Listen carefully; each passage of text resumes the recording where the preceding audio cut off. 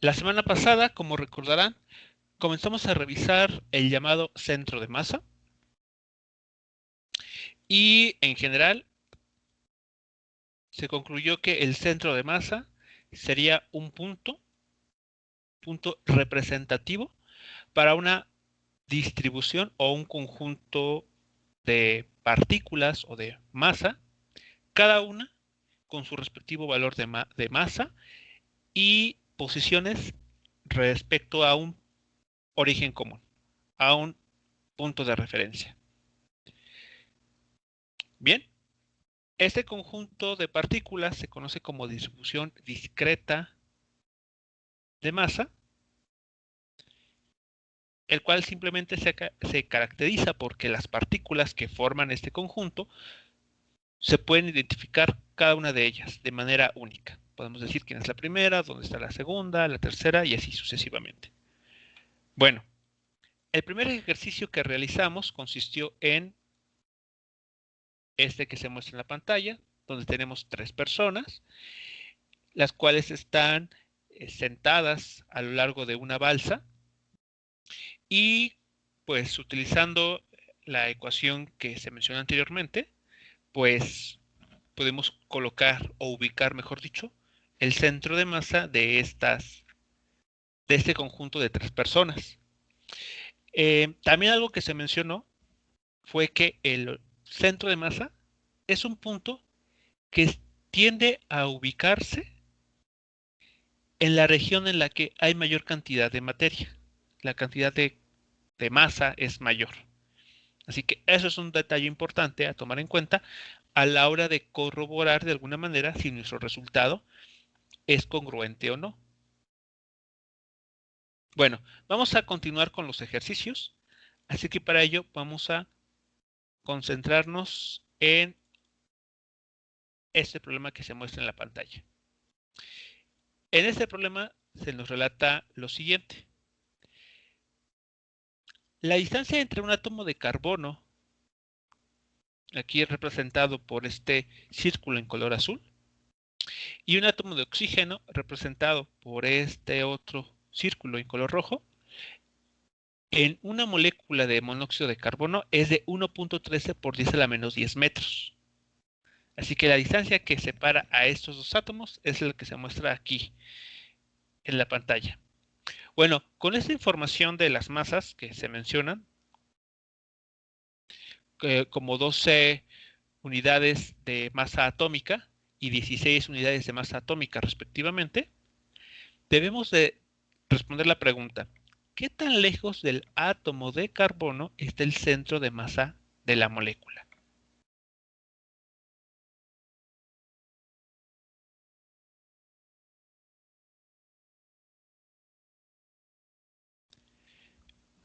Bien, evidentemente tenemos que aplicar las ecuaciones que revisamos la clase anterior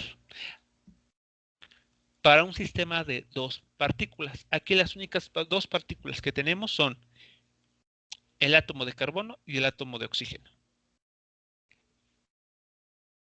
Pero el problema, de alguna forma, ya nos está dando información importante, porque nos dice, ¿qué tan lejos del átomo de carbono está el centro de masa de la molécula?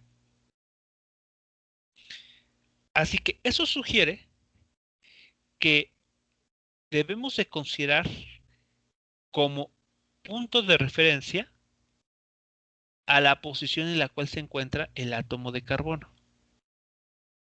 ¿De acuerdo? Aquí, es decir, en este punto vamos a tomar nuestro origen de coordenadas, así que todo va a estar medido respecto a este punto. Bueno, pues si tenemos esto en cuenta, los cálculos se van a simplificar.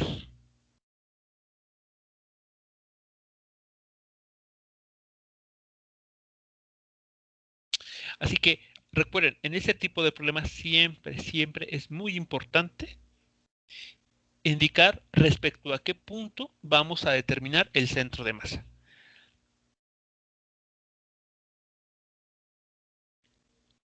Así que como el problema de alguna manera lo está sugiriendo, o podemos sacar provecho de ello, Vamos a considerar el átomo de carbono ubicado en el origen de coordenadas.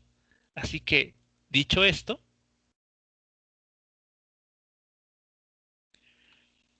el cálculo para determinar la posición del centro de masa se reduce a eso que tenemos aquí. La ecuación nos demandaría dos términos. El primer término corresponde al átomo de carbono. El segundo término corresponde al átomo de oxígeno. Pero como el átomo de carbono se encuentra justo en el origen de coordenadas, su vector de posición es el vector 0. Así que este primer término en color azul en el numerador no cuenta para nada. Y lo único que hay que tomar en cuenta es lo que corresponde al átomo de oxígeno. La posición del átomo de oxígeno respecto a nuestro origen de coordenadas, pues es justamente 1.13 por 10 a la menos 10 metros en dirección Y, porque se encuentra a la derecha del origen de coordenadas, dividido por la suma de las masas en unidades de masa atómica. Si se hacen los cálculos, y a reserva de que ustedes opinen lo contrario, si es que no se cometiera algún error aquí, la posición del centro de masa para esta molécula de monóxido de carbono es 0.645 por 10 a la menos 10 metros en la dirección Y.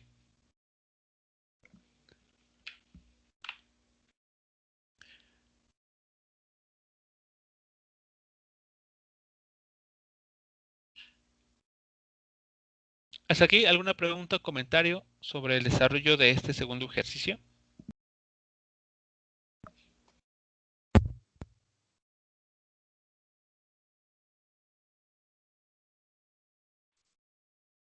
No, profesor.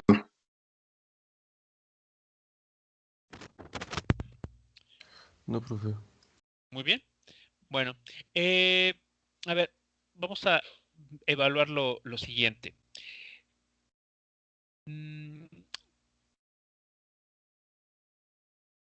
¿A qué distancia se encuentra, a qué distancia del átomo de carbono o de oxígeno, da igual, se encuentra el punto medio que separa a estas dos partículas? Es decir, la mitad de la distancia, ¿cuánto vale?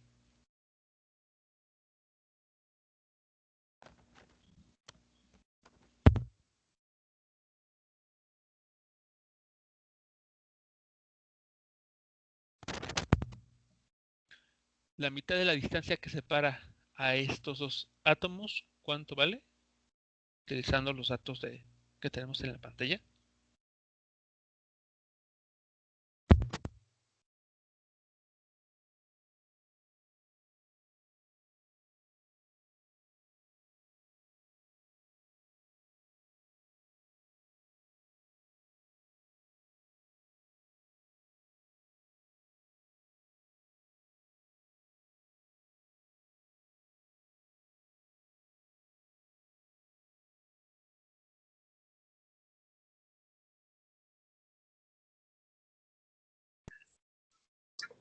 A 5.65 por 10 a la menos 11. Ok, 5.65 por 10 a la menos 11, lo cual sería como 0.545 por 10 a la menos 10, ¿no? Digo, para tener el mismo orden de magnitud, ¿no? El mismo exponente en base 10. Ok, entonces sería 0.5 aproximadamente, ¿no? 0.545. Ok, vean que si esa es la mitad, justo la mitad de la distancia que separa a estos dos átomos, el centro de masa se encuentra en 0.645.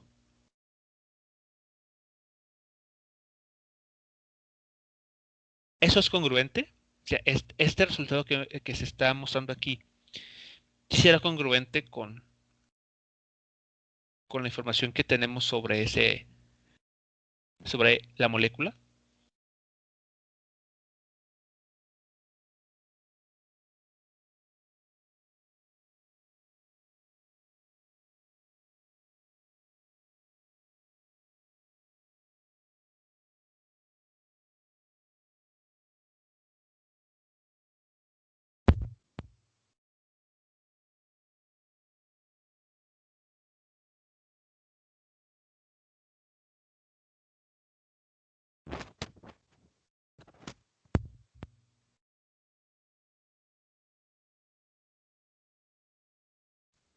Sí, profe, sí es congruente.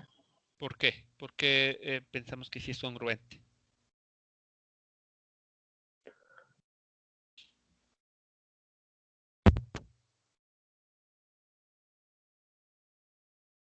Porque el centro de masa se va a ubicar, bueno, vaya la redundancia, donde hay un poco de más masa, como usted mencionó anteriormente. Ok, muy bien, así es.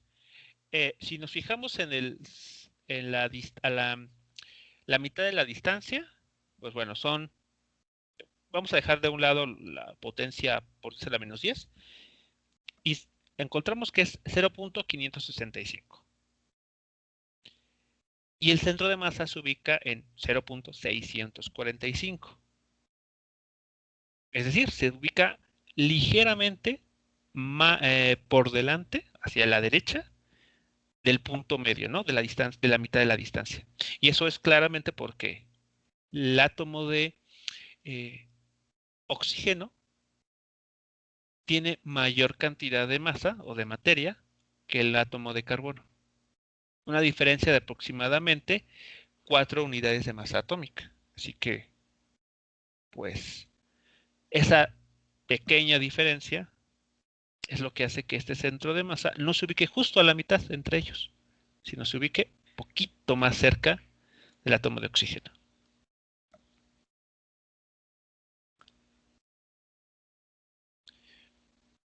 Bien, jóvenes, pues bueno, este fue un segundo ejercicio o ejemplo de esto que tiene que ver con el llamado centro de masa.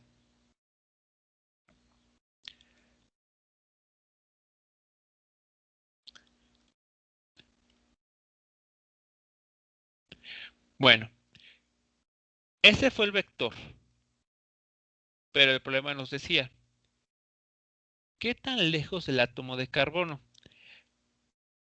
Es decir, nos está preguntando sobre una distancia. Como ya tenemos el vector de posición, pues lo único que hay que hacer es tomar su módulo para ya no tener este i aquí que nos indica dirección, y ese módulo, que es una cantidad escalar, pues la reportamos ya como la distancia que separa al centro de masa del átomo de carbono. Así que mucho cuidado aquí.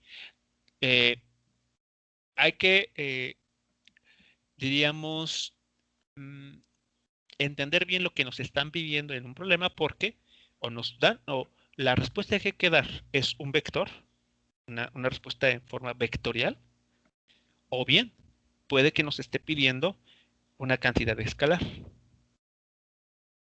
Y en este caso, cuando nos preguntan qué tan lejos está, nos están hablando de una distancia. Y en este caso, esa distancia no es otra cosa más que el módulo de este vector. Así que por favor, mucho cuidado.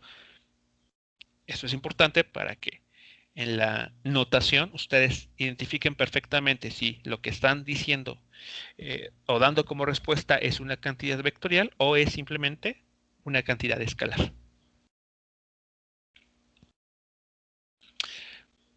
Bueno, comentado lo anterior, tenemos el siguiente ejercicio. Nos comentan lo siguiente. En el esquema que tenemos en la pantalla se tiene un sistema de 3 partículas que están distribuidas como se muestra en la figura. Nos piden en esta figura determinar el centro de masa del sistema de 3 partículas. En este caso tenemos 2 partículas, M1 y M2, que tienen el valor de 1 kilogramo de masa y están ubicadas en el eje X. Y la partícula M3 tiene un valor de 2 kilogramos de masa y se ubica en el eje Y, como se muestra en la figura. ¿De acuerdo? Así que tenemos 2 partículas, cada una de ellas con un valor de 1 kilogramo, y una sola partícula con un valor de 2 kilogramos de masa. Bueno, vamos a determinar el centro de masa notando lo siguiente. En este problema tenemos masa distribuida en 2 dimensiones, así que Lo que vamos a tener que hacer en este caso será aplicar estas dos ecuaciones. Determinar el centro de masa a lo largo del eje X y a lo largo del eje Y.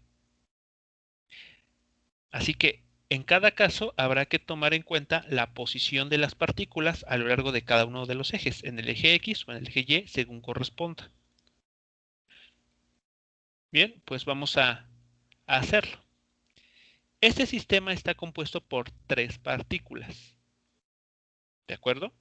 Así que en nuestra ecuación, para la posición en el eje X del centro de masa, partimos de este problema o de esta ecuación donde tenemos 3 términos, uno por cada una de las partículas. ¿De acuerdo? Hasta aquí yo espero que nada raro, nada extraño en comparación a lo que ya hemos visto en los problemas anteriores. Ahora, aquí hay que notar lo siguiente. La partícula 1 y la partícula 2, estas esferas que están aquí mostradas, ambas están en el eje X, pero la partícula 3 no está ubicada a lo largo del eje X.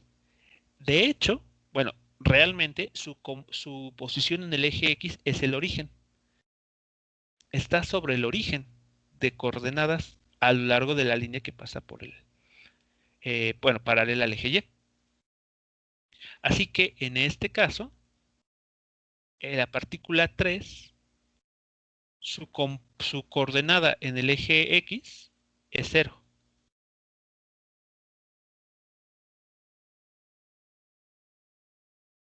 Así que nuestra ecuación inicial de 3 términos se reduce a esta que está aquí. Nótese, aunque la partícula 3 tiene componente 0 en el eje X, su masa, el valor de su masa, sí se sigue considerando en el denominador.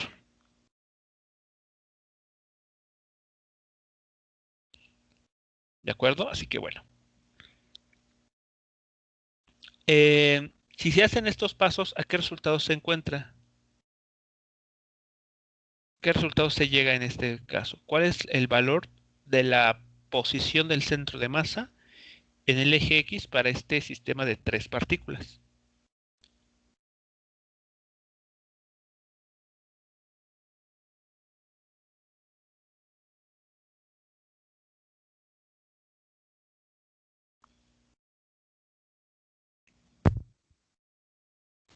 Si no estoy mal. 3/4.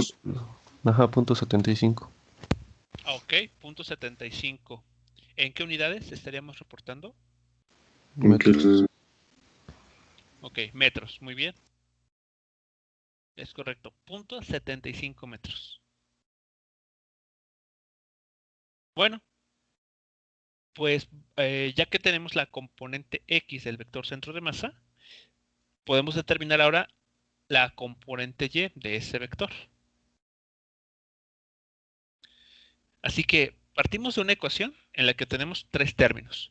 Note que aquí se habla o se tiene que involucrar las componentes Y de sus vectores de posición correspondientes, de la partícula 1, la partícula 2 y la partícula 3. Si nos vamos a la figura, podemos notar que las partículas 1 y 2 tienen como componente Y el valor 0, porque están en el eje X, están alineadas en el eje X.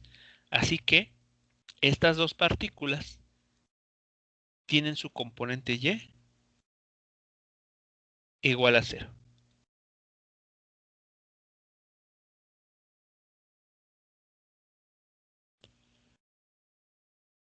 Eso reduce, por lo tanto, los términos que tenemos en el numerador. ¿Y qué valor se obtiene? 1 metro. Ok, 1 metro. Pues listo, ya tenemos las componentes. Ya podemos escribir el vector de posición para el centro de masa. Sería entonces este vector que ubica el centro de masa sería 0.75 metros I más 1 metro J. Es decir, estamos ubicando el centro de masa en el primer cuadrante.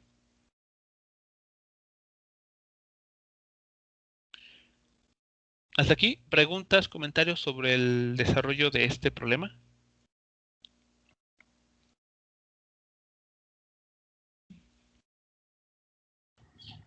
No, profe. No, profesor. Muy bien. Bueno, pues esto sería el último ejercicio. Antes de pasar a lo siguiente, vamos a hacer una exploración en lo que tenemos aquí. El resultado nos dice, el centro de masa de este conjunto de 3 partículas está ubicado con ayuda de este vector de posición. Muy bien. En el esquema ya lo tenemos aquí dibujado. Tenemos en el eje X aproximadamente 0.75 metros y en el eje Y 1 metro. Ahora la pregunta que les hago es la siguiente. Tanto a la derecha como a la izquierda de este vector de posición tenemos 2 kilogramos de masa. 2 kilogramos aquí y estas dos partículas suman 2 kilogramos también. ¿Por qué el centro de masa entonces no se ubica justo a la mitad? Tal vez, por ejemplo, quiero decir de forma diagonal. ¿Por qué el centro de masa no se ubica de forma así, como que más simétrica, sino que por el contrario, como que se está acercando más hacia la partícula 3? Eso sería porque las, ¿cómo se llama? Partículas de abajo están separadas sus masas todavía, entonces no provocan la misma fuerza que la partícula 3. ¿A qué fuerza nos referimos, Bueno, ¿cómo se llama? Versus? Esto no provoca que tienda el centro de masa a ellos. Ok, bueno, aquí tiene que ver justo la palabra, cómo está distribuida la materia. ¿No? Ujú. Muy bien, así que claro, en la partícula 3 tenemos la misma cantidad de materia que en las otras dos, pero en un solo punto, concentrada o distribuida en un solo punto. Mientras que en las partículas de abajo, sí, hay la misma cantidad de materia, pero distribuida en dos partículas de forma individual, ¿no? Cada una de ellas con 1 kilogramo de masa. Así que eso también afecta la ubicación del centro de masa. No es lo mismo tener 2 kilogramos en un solo punto que tenerlos distribuidos, como vemos aquí, a lo largo de una región eh, más amplia, porque esos 2 kilogramos están distribuidos en esta región. Así que eso también afecta la ubicación del centro de masa. En síntesis, el centro de masa depende, bueno, la ubicación del centro de masa de un conjunto de partículas o de un cuerpo rígido depende mucho de cómo está la masa distribuida en el espacio que ocupa cualquiera de estas distribuciones de masa, partículas o un cuerpo rígido. Bien, ¿todo claro hasta aquí? ¿Vamos bien? ¿Alguna pregunta o comentario?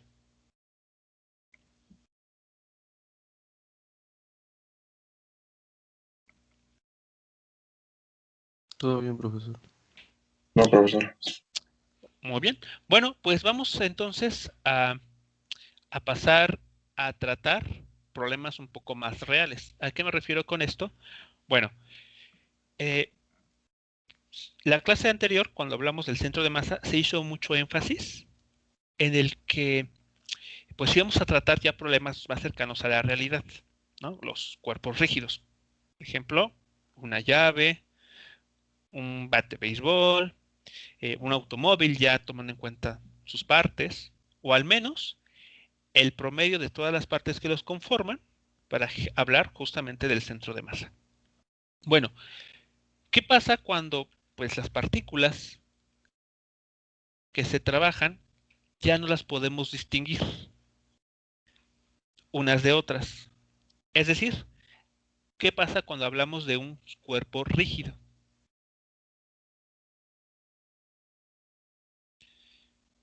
Bueno, pues vamos a notar la diferencia siguiente.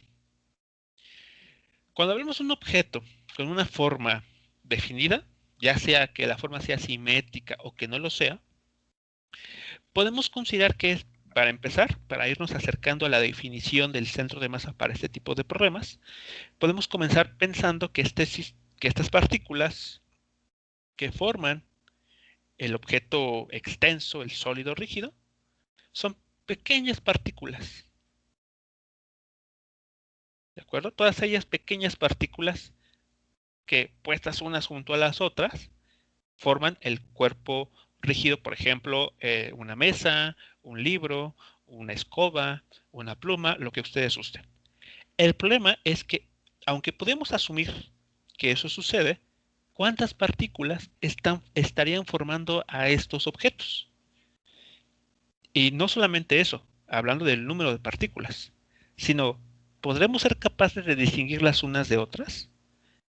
Como como se había pensado acá.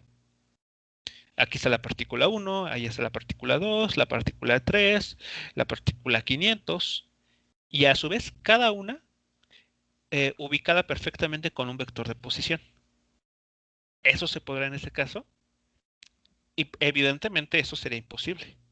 En, Cuando hablamos de un sólido rígido, aun aunque queramos pensarlo, que está formado por pequeñas partículas, identificar a cada una de ellas es, digamos, aunque podamos intentarlo, nos llevaría tal vez toda nuestra existencia y ni iríamos a la mitad de poderlas estar numerando. 1, 2, 3, así.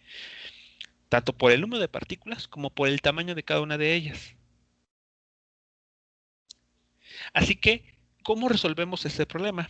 Bueno, en lugar de tratar a un sólido rígido como pequeñas partículas, cada una con una variación de masa pequeñita, hablaremos de lo que se conoce como un diferencial de masa. En síntesis es casi la misma idea, pero vamos a ver que ya a la hora de hacer cálculos esto no es así. De hecho, verlo como un diferencial de masa va a ser mucho más útil que estar hablando de cada partícula por separado. Bueno, un diferencial de masa, así en abstracto, es como un pequeño cuadrito, un pequeño cubito que podemos construir al interior de un sólido rígido. Ese pequeño cuadrito va a estar ubicado por un vector de posición. ¿De acuerdo? Como tenemos aquí en la figura. Si quisiéramos tratar a este sólido rígido como un conjunto muy grande de partículas, tendríamos que hacer lo propio con cada una de las partículas.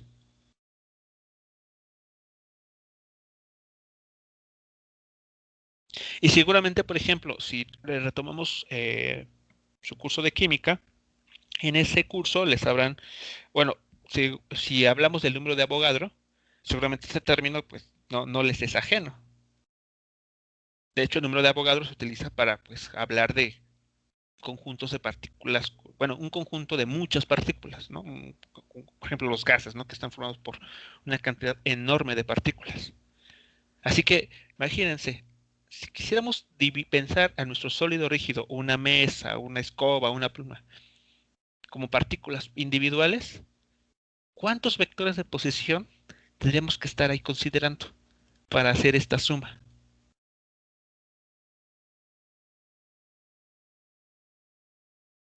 Pues casi del orden del número de Avogadro. O sea, esta n sería del orden del número de Avogadro. O sea, con la partícula 1, partícula 2, partícula 3, así hasta llegar a la última. Por eso les digo, nunca acabaríamos, es un número demasiado grande.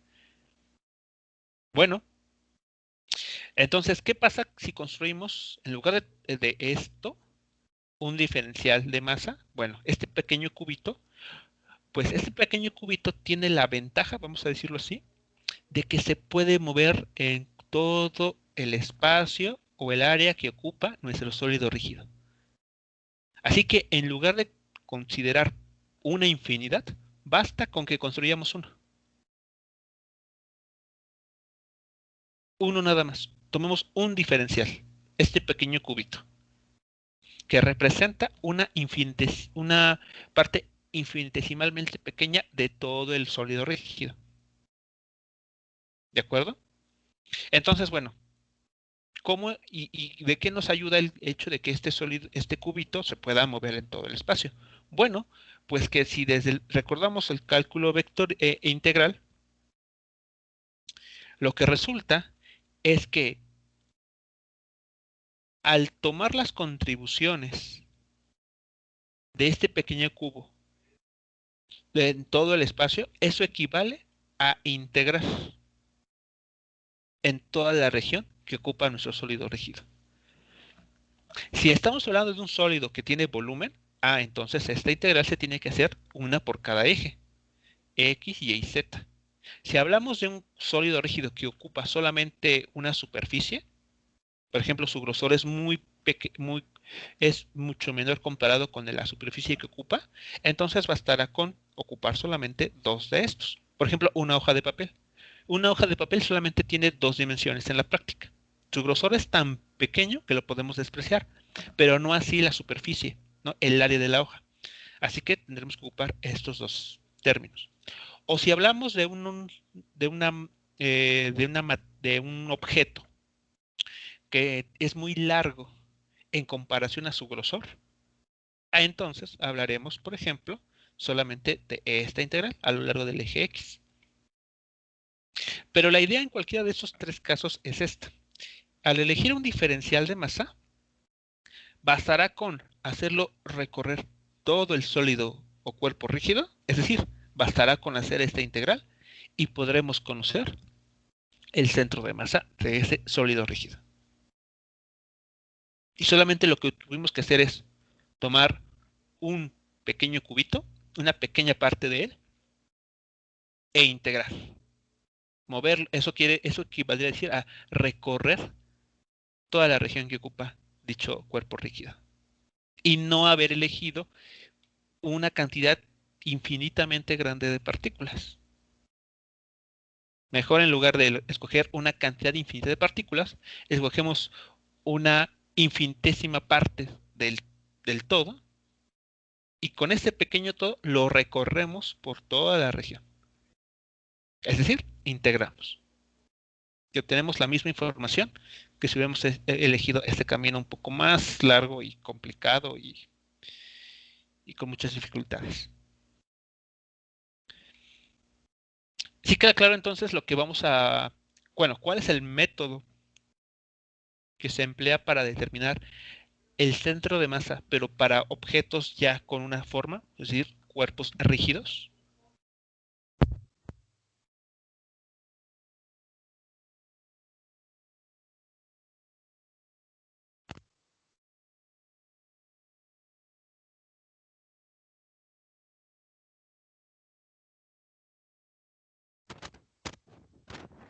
Sí, profesor.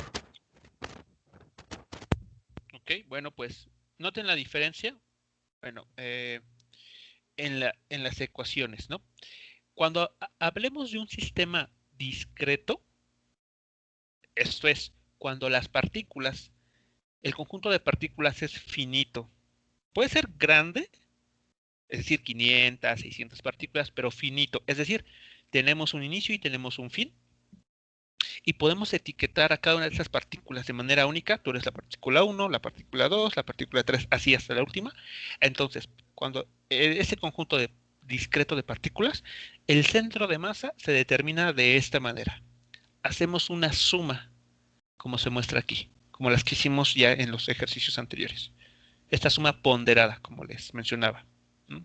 En el que, pues, este promedio toma en cuenta qué masas tienen mayor valor o tienen mayor cantidad de materia y cuáles no.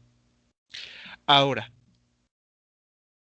si el objeto que se planea estudiar es lo que se conoce una distribución continua de masa, es decir, que todas las partículas que forman están tan pegadas unas a la otra que ya no las podemos distinguir entre sí.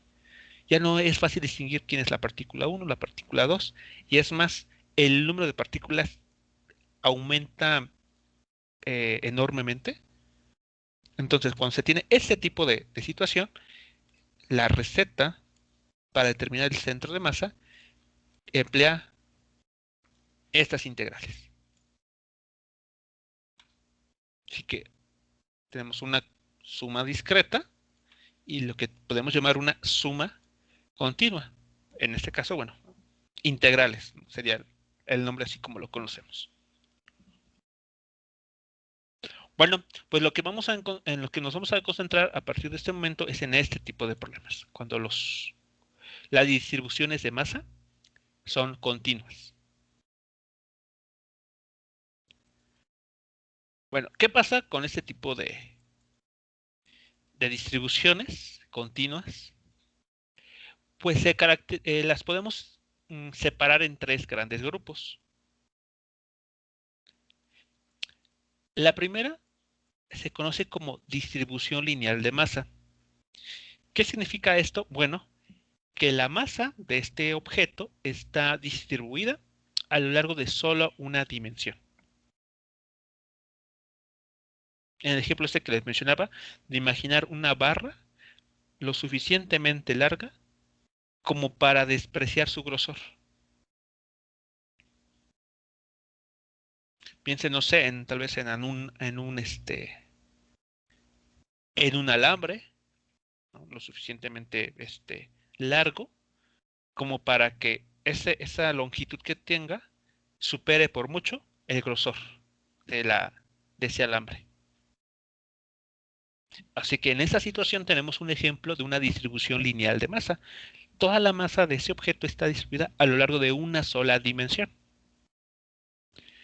Bueno, cuando se tiene una distribución lineal de masa, esa distribución lineal de masa se caracteriza por lo que se conoce como densidad lineal de masa, que no es otra cosa más que el cociente de la masa de ese objeto entre la longitud que ocupa.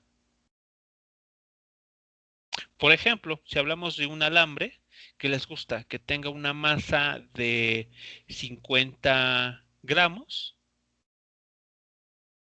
a lo largo de 2 metros. Imaginen un alambre de 2 metros de longitud con una masa de 50 gramos. Así que si toman el cociente de esos 50 gramos entre la longitud que ocupa, esa cantidad la vamos a conocer como densidad lineal de masa. ¿Sí queda clara esta idea? Esta primera idea de este tipo de distribución.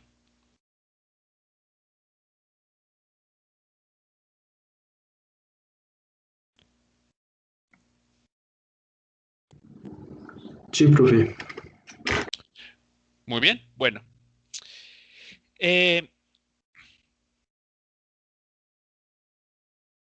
Ahora, cuando un objeto, ¿no? Diga, por ejemplo, este alambre concretamente, si este alambre se pudiera partir en una, digamos, lo dividimos y tomamos una pequeña porción de ese alambre, que está ilustrado, por ejemplo, en la figura con esa pequeña marca en color rojo.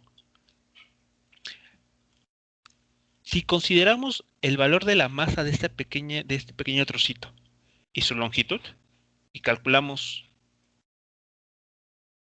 cuánta masa tiene ese objeto, ese pequeño trozo de alambre, y hacemos la división con la pequeña longitud que tenga,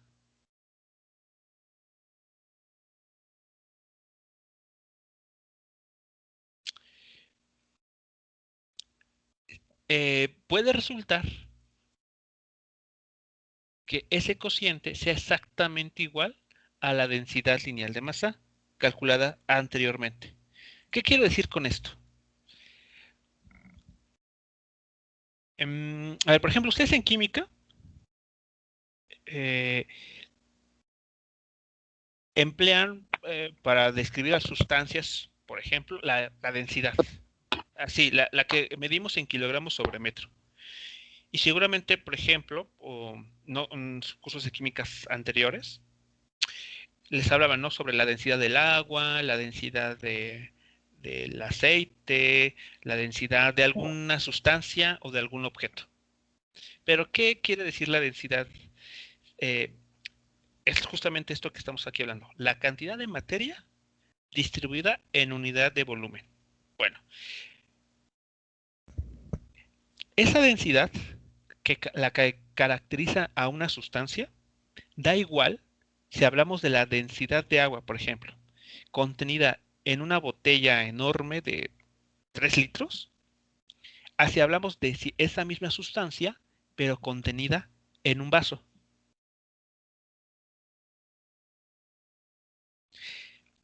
Si medimos las densidades, vamos a ver que son exactamente las mismas. ¿Sí queda claro esta parte? Cuando hablamos de la misma sustancia, pensemos en la cantidad de sustancia que hay en una botella de 3 litros de agua purificada, ¿ok?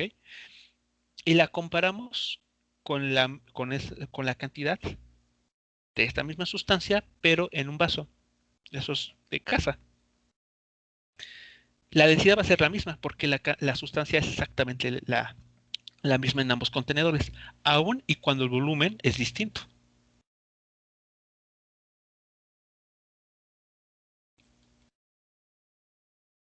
¿De acuerdo?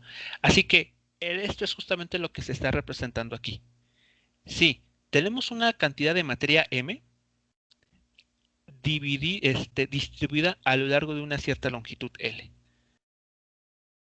Bueno, pues da igual, podemos considerar todo el objeto en su totalidad para calcular esta lambda, o bien puede darse el caso de mejor considerar una pequeña porción de este material, y lo que habrá que hacer es tomar en cuenta la masa de esa pequeña porción y dividirla entre la pequeñísima longitud que pudiera tener. Esa cantidad vuelve a ser nuestra densidad lineal de masa inicial, que vamos a llamar lambda. La letra griega lambda. ¿Sí está quedando clara esta idea de lo que estamos representando aquí?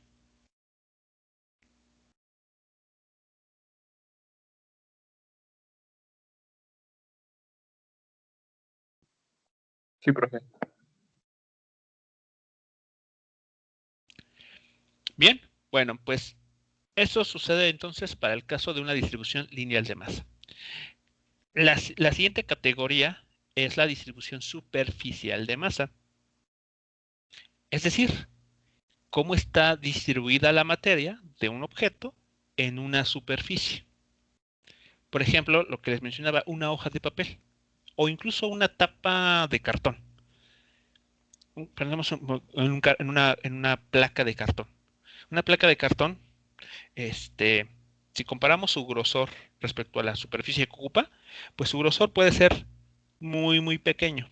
Así que, pues prácticamente podemos hablar de que tiene solo 2 dimensiones, largo y ancho, pero no altura. Bueno, en esa situación, entonces, la distribución superficial de masa, que vamos a nombrar como sigma, nos dice cómo está la masa distribuida de ese objeto entre el área que ocupa dicho objeto. Pero bueno, esta densidad superficial de masa también la podemos calcular, ¿por qué no? Tomando una pequeña porción de este todo. Así que aquí tendríamos una pequeña cantidad de materia, que llamamos diferencial de masa, y la pequeña área que pudiera estar ocupando.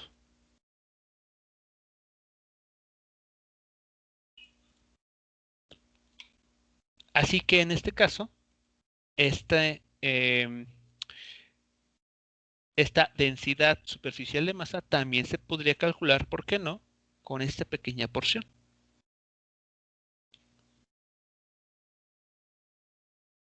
¿De acuerdo? Así como en el ejemplo que les menciono.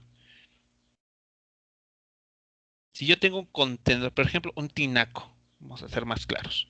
Un tinaco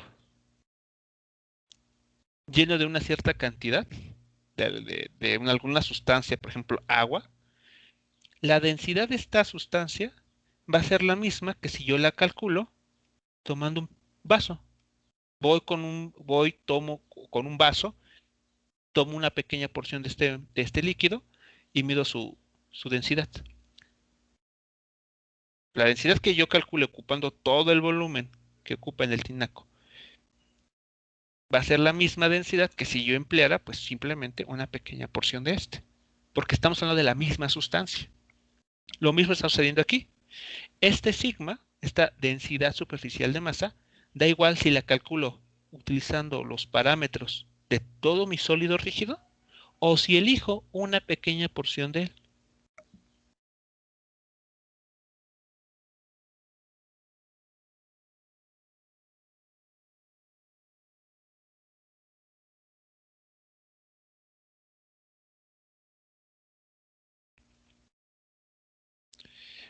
Muy bien.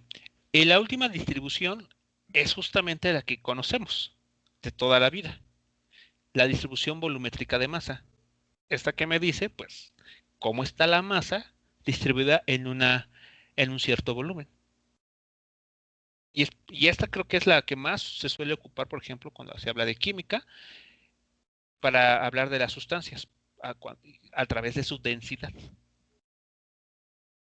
De hecho, creo que hay tablas, ¿no? Donde se reporta la densidad del agua, la densidad del alcohol, densidad de aceite, de metales también. Bueno, pues justamente es esta la que aparecía reportada. Bueno, pues la idea es similar aquí. Esta densidad se puede calcular tomando todo el objeto completo, entre la masa que tiene, entre todo el volumen que ocupa, o bien podríamos elegir una pequeña porción, un cubito en este caso, con una pequeña parte de la materia, es decir, un diferencial de masa, y un pequeño volumen. El volumen pequeñísimo que ocupa dicha porción. Así que cualquiera de estos dos caminos, el todo o una pequeña porción, nos dará como resultado, al hacer esta división, el correspondiente valor de la distribución volumétrica de masa.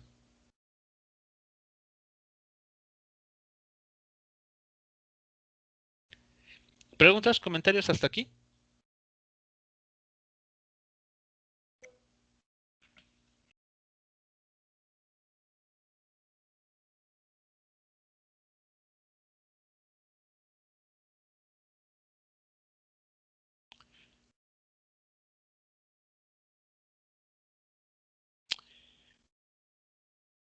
Bueno, pues vamos a aplicar estas ideas a un ejemplo concreto, a este ejemplo que tenemos mostrado en la pantalla, el cual nos dice lo siguiente: demuestre que el centro de masa de una varilla uniforme de longitud L y masa M está en su centro.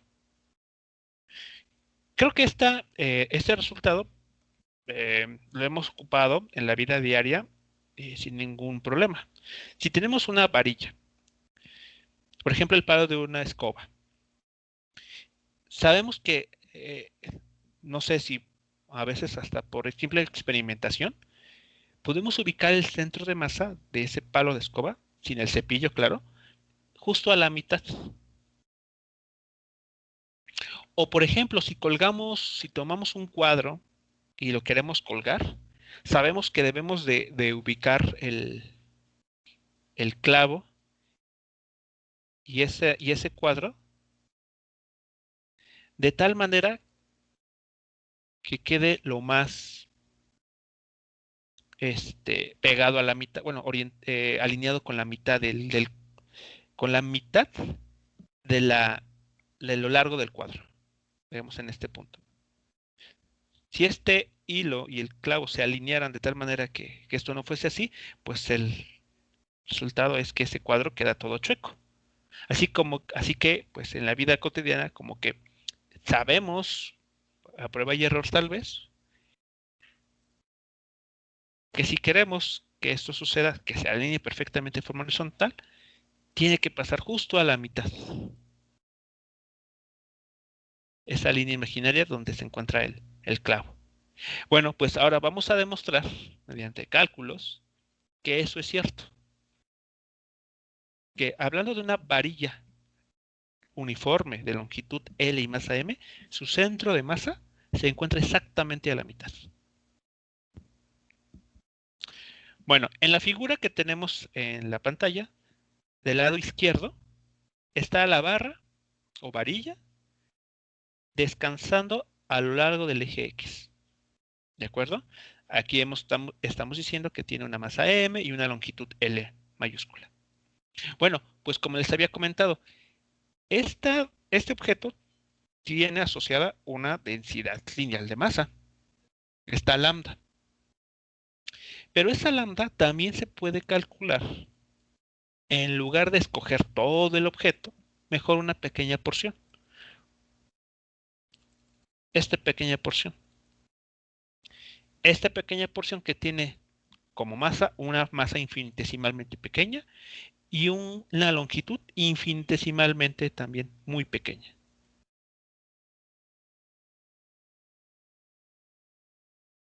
Así que, pues vamos a hacer esto. Vamos a considerar este elemento ahí en color rojo y lo vamos a emplear para conocer la ubicación del centro de masa de esta varilla. Es decir, vamos a hacer lo que les comentaba aquí. Vamos a tomar esa pequeña porción y la vamos a ir recorriendo por todo el sólido rígido. En este caso, esta pequeña porción, pues la única posibilidad de movimiento es moverse lateralmente.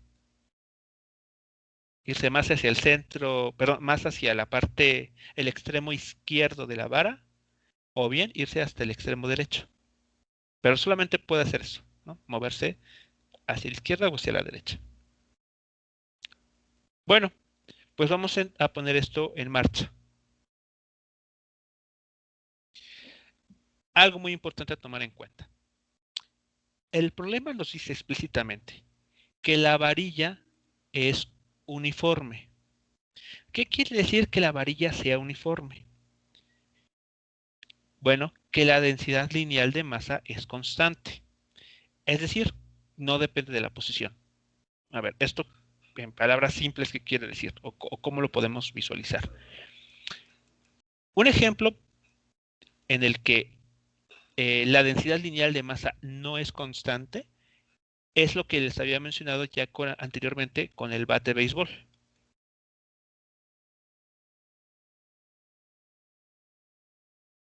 Si pensamos en este objeto, vemos claramente que hay una región en la cual hay una mayor cantidad de materia que en otras. En este tipo de problemas, hablando de un bat de béisbol, el objeto no es uniforme, porque en una región hay mayor cantidad de materia que en otra. Por lo tanto, su densidad lineal de masa no es constante. Es decir, lambda depende de la posición. Si X está en esta región en color azul, la cantidad de materia tiene un valor. Pero si esta X está en esta región, en la zona roja, vemos que hay ahí una mayor cantidad de materia. Eso es lo que significa que una densidad lineal no sea constante, que depende de dónde nos ubiquemos en la extensión del sólido rígido, encontraremos zonas donde haya mayor cantidad de materia y zonas donde haya menor cantidad de materia. Pero no es lo que sucede en este caso, afortunadamente. El problema nos dice que la varilla es uniforme, es decir, que no importa en qué punto nos pongamos, siempre vamos a encontrar la misma cantidad de materia.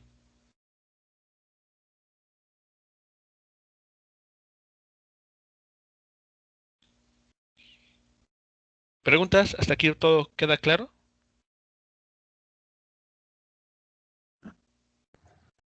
Sí, profesor, todo claro. Sí, profe, todo claro. Ok, muy bien. Bueno, pues esto que les comento o esta observación que tenemos aquí, la densidad lineal de masa es constante, pues va a ser muy útil a la hora de hacer los cálculos. ¿De acuerdo? Y vamos a ver a continuación por qué. Bueno, primer paso.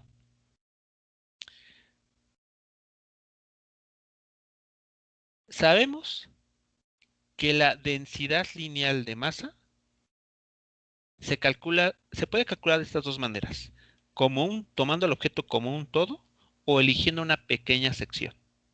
Pues como nuestra idea es tomar una pequeña sección, pues vamos a utilizar esa primera parte de la igualdad. ¿De acuerdo? Así que esta parte la vamos a tomar así en cuenta. Diferencial de masa es igual a lambda por el diferencial de x. Se hizo, digamos, un despeje simplemente. Es mucho más que eso, pero en fines prácticos lo podemos pensar como un despeje. El diferencial de masa es igual a lambda por diferencial de x. O bien, también la siguiente igualdad es válida. Si tomamos en cuenta ahora esta lambda y esta parte, lo que está encerrado en color azul. Si despejan la m, la masa es igual a lambda por la longitud, lo que está aquí. Así que bueno, también existe esa otra posibilidad. Pero bueno, la que nos interesa más es la que está en color amarillo. Bien, bueno, seguimos avanzando.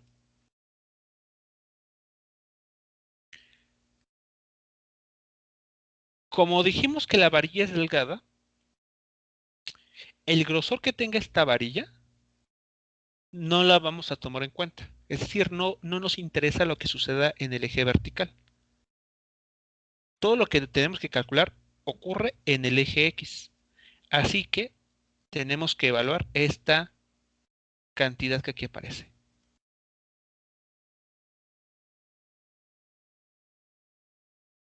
Tenemos que calcular este resultado, bueno, lo que aquí se nos propone. Tenemos que evaluar dos integrales. La primera integral es integral x de m, es decir, x diferencial de masa, y eso se tiene que dividir por lo que resulte de integrar el diferencial de masa. Vamos ahora a hacerlo para este ejemplo que estamos aquí mencionando. Así que vamos a hacerlo por partes, ¿no? Primero vamos a calcular la integral del numerador.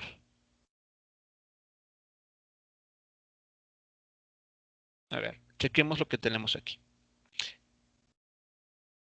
En esta integral, la que está en color blanco, tenemos integral x de x, la variable x, diferencial de masa. Este diferencial de masa, recuérdenlo, representa la masa de esta pequeña marca que tenemos aquí, de esta pequeñísima sección que hemos elegido. Resulta que esta integral aún no la podemos evaluar directamente porque no tenemos los límites de integración. Y es más, no sabemos cómo está dependiendo, qué relación, mejor dicho, existe entre la variable x, que nos habla de posición, y este diferencial de masa que nos habla de materia.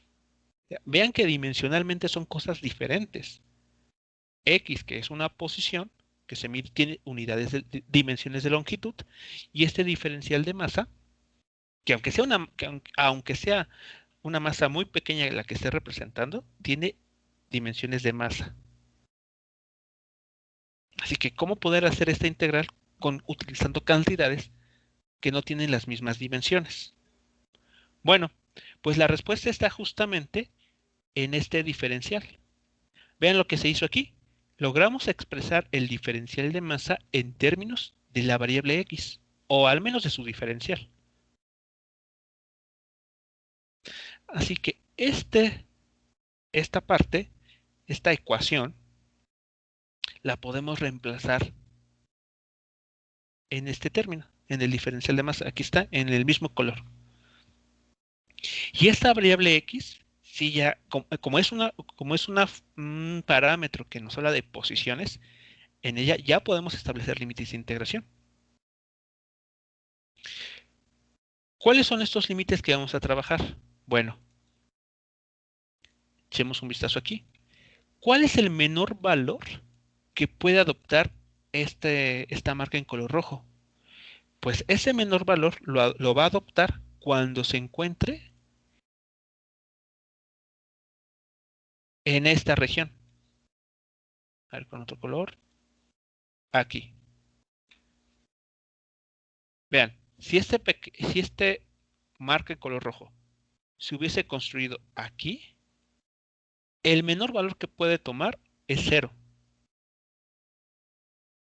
Porque se encuentra en el extremo izquierdo de esa varilla, que coincide justamente con el origen de coordenadas. ¿Y cuál es el mayor valor que puede adoptar? L, que es la longitud total de la varilla. ¿Sí queda claro? Aquí la identificación de los límites de integración.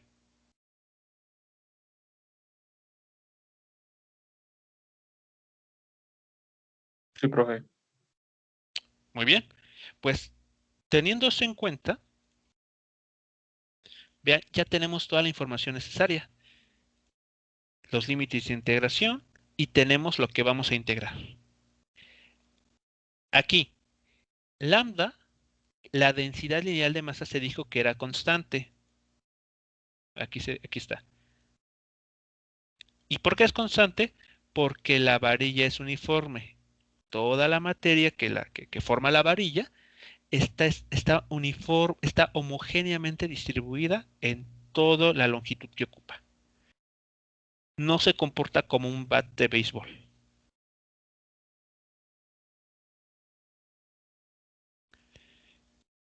Así que por esa razón, esta lambda se puede extraer de la integral. ¿Qué pasaría si en lugar de una varilla con estas características fuese como un bat de béisbol? Es decir, que haya regiones en las que haya mayor cantidad de materia, pues esta lambda no se podría sacar tan fácil de la integral. Esta lambda dependería de x. Y dependiendo, por ejemplo, que lambda de x fuese, ¿qué les gusta? X cúbica, pues entonces esta x cúbica se tendría que sustituir aquí y hacer con esta función pues la integración. Si esta lambda fuese, por ejemplo, seno de x,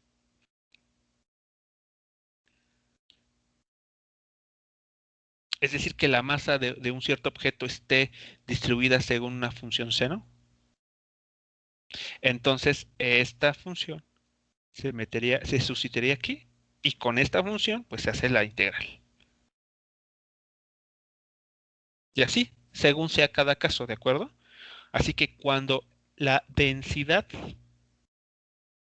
lineal de masa no sea constante, pues hay que trabajarlo con mayor cuidado porque pues todo va a depender de cómo cambie, de su dependencia en el espacio, de la coordenada x.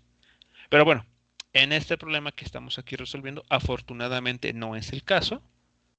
Así que esa lambda es un número y sale de la integral. La integral que ya aparece es x de x, que pues es a ya de las fáciles, de las que ya se han hecho seguramente varias veces. Y se evalúa, ¿no? Recordemos que esta es una integral definida, así que después de hacer la integración hay que evaluarla en los límites superior e inferior y hacer la resta de estos dos. Bien, pues el resultado de esta integral en el numerador da esto, lambda por L cuadrada sobre 2.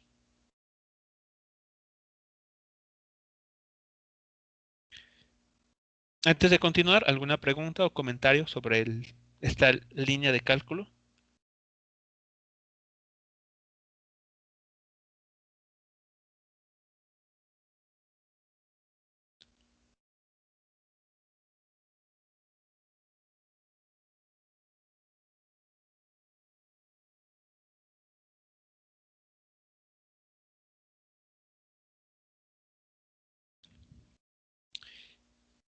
Bien, pues ahora lo que sigue es calcular la integral en el denominador.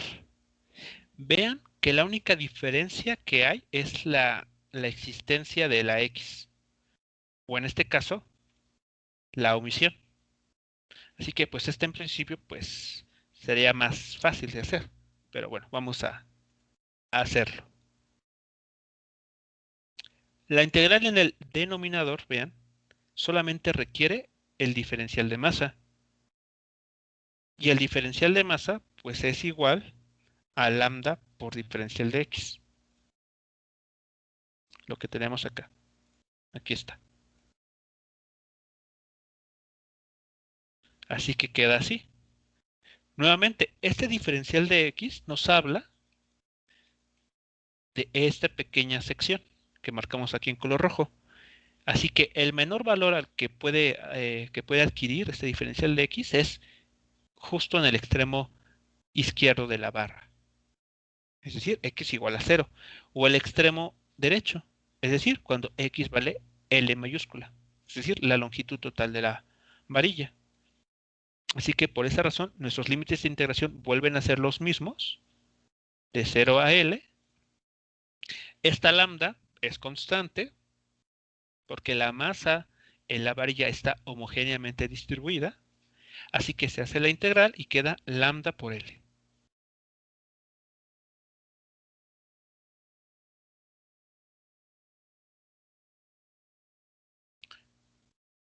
Finalmente, para encontrar el centro de masa, vean, será necesario solo dividir estos dos resultados.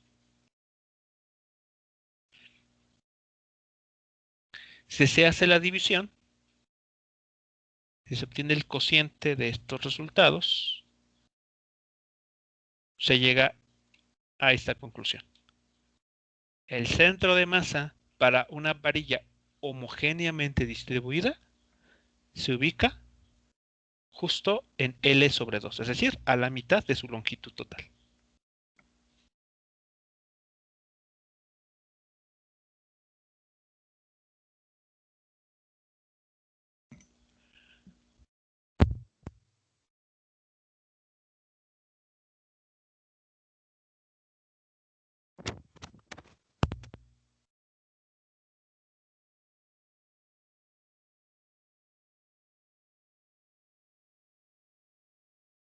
Bien, hasta aquí, preguntas, comentarios sobre este desarrollo.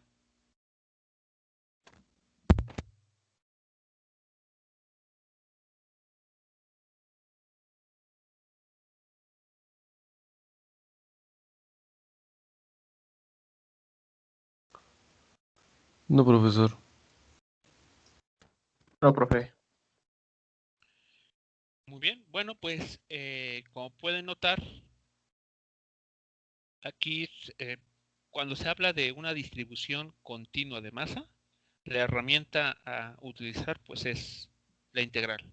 Así que pues es importante a la hora de hacer ese tipo de problemas, pues tener ya una experiencia pues digamos media en cuestión de la integral, en el sentido de la parte operativa, claro. Es decir, habrá integrales que, como en este caso, son muy fáciles de realizar. Es casi como de formulario. Pero habrá otras integrales en las que pues, hay que hacer algo más, ¿no? Aplicar un cambio de variable, alguna sustitución trigonométrica, integración por partes. Así que bueno, todo va a depender del problema tal cual. Así que por esa razón sí es importante que ya se tenga un cierto grado de experiencia en cuestión de aplicar alguna técnica para resolver integrales. Bueno, Este ejercicio entonces fue para una varilla. Y el siguiente ejercicio que vamos a realizar es bueno, se presenta para el caso en el que ya no tenemos un objeto en una sola dimensión, sino que ya tenemos un objeto en dos dimensiones. ¿De acuerdo? Para ir viendo cómo se ocupa todo esto que se comentó hace unos minutos. Bueno, el siguiente ejercicio pide lo siguiente. Se le pide colgar una señal metálica de un alambre vertical. Así que tenemos esta señal metálica y que se planea colgar con ayuda de un alambre vertical. La señal tiene forma triangular, como vemos aquí. La parte baja de la señal es paralela al suelo. Aquí está su base y es paralela al suelo. Es decir, se mantiene horizontal. ¿A qué distancia del extremo izquierdo de la señal se debe unir el alambre de soporte? A ver, ¿qué quiere decir esto? Bueno, o por qué, ¿cuál es la finalidad de esta pregunta? Bueno, esta señal metálica en forma triangular se tiene que colocar de tal manera que su base se mantenga horizontal o paralela al suelo. ¿Qué pasaría si el alambre con el que se planea sujetar, aquí es el alambre, se coloca muy cerca de este vértice? Seguramente la pieza esta metálica va a tender a girar y entonces ya no va a tener la forma que se busca, es decir, que se mantenga paralela al suelo. Por el contrario, ¿qué pasaría si se ubica ese alambre en este punto, por ejemplo? Más cerca de la región eh, derecha. Pues seguramente algo similar, pero ahora en sentido opuesto, es decir, va a girar esta pieza, quedaría algo así, y ya no tendríamos lo que buscamos, ¿no? Que sea paralela al suelo. Así que, ¿dónde se debería de amarrar ese alambre?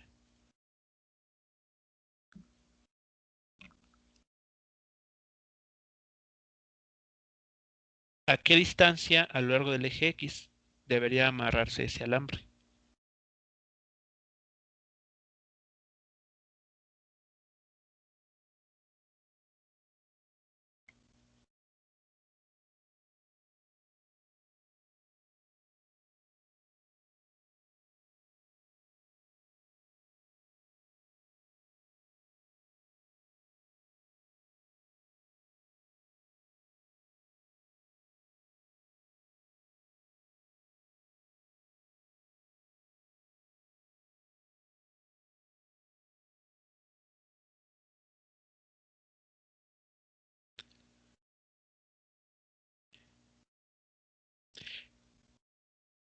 Evidentemente, ese alambre se tiene que sujetar o tiene que pasar por un punto en el que la distribución de masa sea lo más homogénea posible o lo más equilibrada si se quiere. ¿De acuerdo? Así que esa posición que se busca va a coincidir justamente con el centro de masa, bueno, con la posición del centro de masa de esta señal metálica triangular a lo largo del eje X. Así que si logramos dar con el centro de masa a lo largo del eje X, por ejemplo, tal vez por aquí, al colocar ese hilo o ese alambre, lo que encontraríamos, lo que resultaría entonces es que esa pieza o placa triangular se mantenga horizontal o paralela al suelo.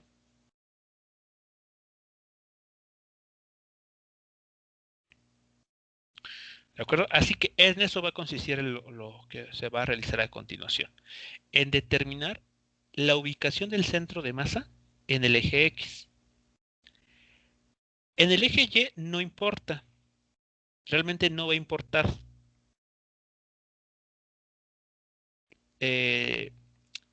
la coordenada Y del centro de masa. Así que basta con concentrarnos solamente en el eje X. Bueno, vamos a comenzar entonces a hacerlo. Algunos planteamientos. Como se mencionó, el alambre se debe de unir a un punto que pase directamente por el centro de masa de esta placa triangular. Así que, como en el ejemplo esto que les mencionaba de colocar un cuadro, ¿no? O un espejo en la pared, lo tenemos que hacer de tal manera, a veces de manera inconsciente, lo hacemos de manera tal que eh, el hilo o el alambre que utilizamos y que pasa por un clavo se alinee con el centro de masa. De esa manera el espejo o el cuadro se adquiere una orientación horizontal o muy paralela al suelo. Bueno, pues justamente siguiendo esa misma idea, entonces bastará con que determinemos la coordenada X del centro de masa. En este caso, el objeto con el que estamos tratando ya no es una varilla, sino que ya es una pieza que tiene una cierta superficie, tiene un área. Así que vamos a utilizar la definición para la densidad superficial de masa, que es igual a sigma igual a diferencial de masa entre diferencial de área. O si se despeja, llegamos a ese resultado.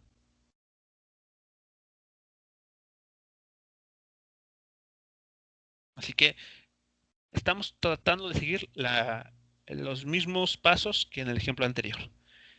¿De acuerdo? Expresamos el diferencial de masa en términos de el área que podría ocupar, ya sea toda la pieza triangular o, como aquí se está sugiriendo, una pequeña porción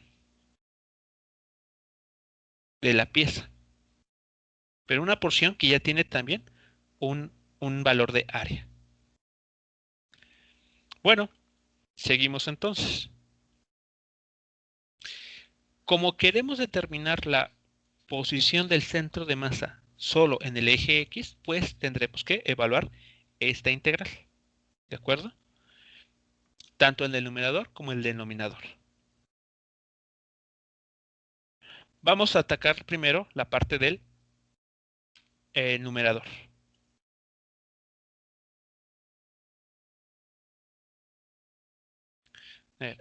Tenemos lo siguiente. La integral del numerador es igual a X diferencial de masa. Y eso se tiene que integrar con algunos límites de integración que aún no conocemos. Sustituyendo lo que sabemos que vale el diferencial de masa, pues tenemos esto. Sigma por el diferencial de área. Como sigma, bueno, en este caso es constante, porque la pieza es homogénea o uniforme, sale de la integral, así que lo único que hay que integrar es esto que está aquí, la variable x por el diferencial de área. Ahora aquí la pregunta es, bueno, ¿cuál área hay aquí? ¿Qué área tendremos que estar trabajando? Bueno, pues el área que tenemos que trabajar es justamente la que se muestra en la figura. Vean, eh, recordando un poco de cálculo integral, ¿qué nos decían en aquellas ocasiones? Tenemos una función que tiene algún cierto comportamiento a lo largo del eje X. Y estamos interesados en calcular el área que hay entre la gráfica de esa función y el eje X. ¿Y cuál es el procedimiento que nos enseñan de inicio para intentar aproximar esa área bajo esa gráfica de la función?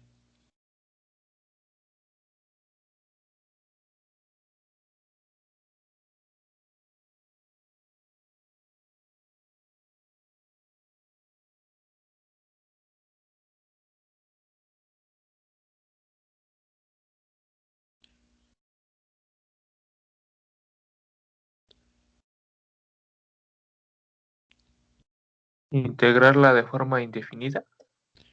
Así es nuestra primera aproximación. Cuando ustedes llegan de cálculo diferencial y pasan a integral, ¿cómo les comienzan a platicar la idea del integral? Les ponen este problema, ¿no? Tenemos una gráfica y queremos calcular el área. ¿Cómo se empieza a hacer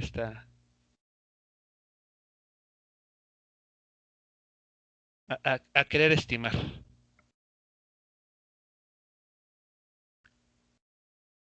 No sé si ha cambiado, pero por ejemplo, a mí me llegaron a platicar de construir rectángulos.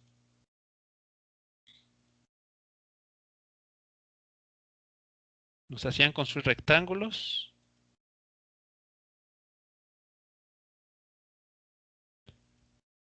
en esa región. Y nos decían, si es eso que está ahí, pues es una primera aproximación para tratar de determinar el área que está encerrada entre la gráfica en color verde y nuestro eje horizontal, que está en color amarillo. Y claro, después nos iban pidiendo que tenemos que hacer esos rectángulos cada vez más y más y más delgados. Porque si lo hacemos así, a grosso modo, podemos ver que hay regiones que quedan por arriba de la gráfica o hay regiones que quedan por debajo. Así que estas secciones es área que estamos perdiendo. Es información que ya no estamos tomando en cuenta. Así que, ¿qué hay que hacer para resolver este problema? Pues hacer esos rectángulos cada vez más delgados, de tal manera que podamos acceder a esto que estamos dejando de lado, porque los rectángulos son no necesariamente delgados, sino que tienen un cierto grosor. Bueno, pues esta misma idea es la que vamos a emplear para lo que sigue, ¿de acuerdo? Bueno, vamos a dar una pausa para dejar descansar un poco las ideas y dentro de unos 10 minutos retomamos la siguiente parte de este cálculo.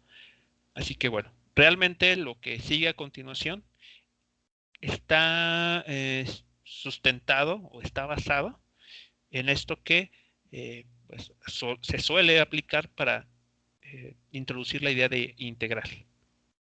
Cuando un estudiante aún no la ve cuando la está viendo, mejor dicho, por primera vez. Bien, jóvenes, bueno, iniciamos el periodo de descanso. En unos 10 minutos regresamos. El link para registrar asistencia a esta primera sesión ya está en el chat. Así que a las 10:37 nos incorporamos nuevamente.